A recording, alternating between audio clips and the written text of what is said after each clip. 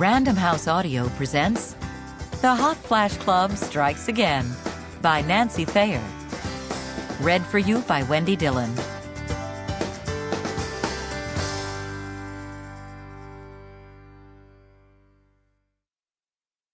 Chapter 1. Because Polly Lodge liked to look on the bright side, the word she chose to describe her mother-in-law was challenging, as in the ferret makes a challenging pet. So when Polly's only child David married, Polly vowed to be the best mother-in-law she could possibly be and the least interfering. Sometimes this was a struggle, but even though her son's wife Amy was a week overdue for the birth of Polly's first grandchild, Polly did not phone David and Amy every day. Of course they would call her when the baby was born. In the meantime, she didn't so much sleep at nights as levitate a few inches off her bed in a trance of anticipation, every instinct straining to hear the ringing of the phone. And then the phone rang. It was the middle of the night. Polly lurched up and grabbed for the handset, knocking all her books off the bedside table in the process. "Hello?" David's voice was gorgeously smug. "Hello, Grandma." Polly shrieked, "Amy had the baby!" She switched on her bedside lamp and sat up, leaning against the headboard. From the foot of her bed, her ancient basset hound, Roy Orbison, shot her a long, suffering look, and then lay his head down between his paws and resumed snoring. She did indeed. David's laugh was proud. David and Amy's insistence on having the baby born at home with a midwife had worried Polly, but she'd kept quiet, and now the joy in her son's voice signaled that all was well. Polly fell back among her pillows, weak with relief. "Stop it, David! Don't torture me!" They'd also decided, when they had the first ultrasound, not to be told the sex of the baby, nor to discuss the names they were considering. "Jehoshaphat Feast Piper has just arrived on planet Earth, weighing 9 pounds, 3 ounces, and bellowing like a bull." The string of unfamiliar syllables made Polly blink. Jehoshaphat was a biblical king, famed for his righteousness. "Oh, David!" Tears streamed down Polly's face. "A little boy! Oh, darling, congratulations! How's Amy?" "She's beautiful." Now David's voice was choked. "She was awesome, Mom." "Oh, I'm sure she was. Please tell her how proud I am of her. Give her a hug for me, and lots of kisses for everyone. Is there anything I can do?" "No, thanks. I think we're going to try to snatch a few hours of sleep. We're exhausted. Well, Amy is." "I'm so happy for you all, David. I love you all so much." "Thanks, Mom. We'll phone in the morning." Polly clicked off the phone and looked at the clock.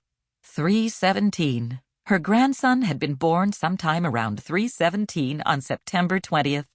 Her grandson, little Jehoshaphat.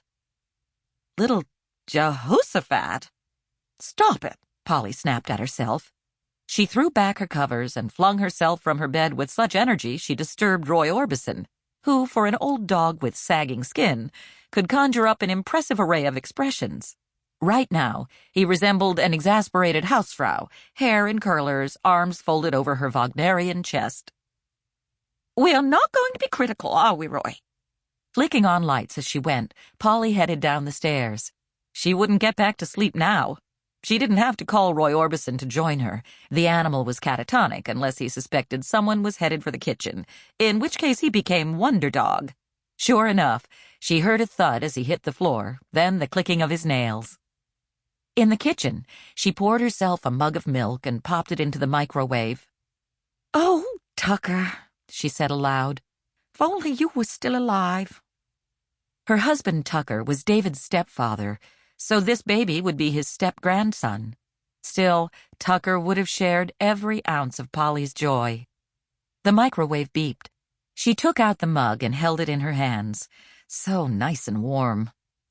Roy Orbison came waddling into the kitchen. The vets warned Polly the dog was overweight, but he was 15 years old, for heaven's sake. He deserved a treat now and then. Instead of collapsing in his usual heap of wrinkles, he sat at her feet and cocked his head at Polly, doing his best loyal Fido at his mistress's feet impersonation. "You are such a fake," Polly said fondly. "But all right, I'll add a celebratory spot of brandy to my milk. You can have a great big dog biscuit, okay? Roy Orbison wagged his tail and passed gas. In the morning, Polly showered, dressed, and breakfasted, and it was only 8 o'clock. She wouldn't call David and Amy yet. They might still be sleeping, and she couldn't possibly sit at her desk and accomplish anything. So she phoned her best friend Franny to share the good news, and then she went up to the attic to dig out the boxes of baby things she'd been saving for 30 years. By noon, Polly had not only found the various little rompers and blankets and quilts, she'd put them through the washing machine and had them tumbling away in the dryer. And still, David hadn't phoned. She couldn't wait any longer. She dialed the Piper's house. David answered in a whisper. "Oh, hi, Mom. How are you?" "Impatient," Polly said with a laugh. "David, when can I come see little Josephat?" David paused. "Amy wants you to wait a couple of days. She's concerned about strange germs." Strange germs? Polly's jaw dropped. "Amy thinks I've got strange germs?" "Not just you, Mom. Everyone." "Oh, David, that's..." "Humorous, Mom. Amy's exhausted. We all are." Polly took a deep breath. "All right. What about tomorrow?" "I'm not sure. I'll let you know." Polly felt her lip quiver. She felt cold shoulders, left out. "But, David, I can't wait to see him." "I know, Mom. I can't wait for you to see him either. He's beautiful." Thank God for her garden. Polly hung up the phone, slid into her gardening clogs, and stomped outside. She'd already planted her new bulbs and put most of the outdoor furniture away, so she headed to the back of her yard to prepare her little vegetable plot for winter. She worked away furiously, thrusting her spade into the ground, turning over the lumpy soil, carrying heavy piles from the compost heap and mixing it in. Relatives. No wonder Einstein had named his incomprehensible hypothesis the theory of relativity. E equals mc squared was easy compared to her own familial galaxy. Polly had grown up in South Boston, where her father was a schoolteacher, her mother a homemaker. Both parents were kind, loving, and as boring as turtles. Polly's father died young of emphysema brought on by too many cigarettes. Polly's mother just 2 months later of a heart attack brought on, Polly was certain, by the stress of being without his familiar presence. Naturally, since Polly's parents never went anywhere and were totally predictable, Polly's brother became a geologist, working in Alaska, Dubai, and any other location as far as possible from South Boston, while Polly married Scott Piper, a man so fabulously interesting, Polly's mother took to biting her nails and weeping during dinner. Polly's father simply hid in his basement workshop as if it were a bunker. Scott was older, unpredictable, and because he wrote travel books for a living, seldom on one continent. For a few years, Polly traveled with Scott to Mexico, where she got some great silver jewelry, to Peru, where she got dysentery, and to Newfoundland, where she got pregnant. Scott didn't want to be grounded by a child, and Polly didn't want to lug a baby around in a basket she'd woven from banana leaves and twigs. Plus, Scott had the disconcerting habit of sleeping with indigenous women. Polly returned to Boston to be near college friends during her pregnancy, and it was her college friend Franny who stood by her side during labor and childbirth. Polly didn't even know where Scott was then, and when he got the news of the birth of his son, he sent her an African fertility statue, but didn't bother to come home or even phone. A year later, Polly divorced him. In the early years, Polly and David lived first in a small apartment and later in a little rented house.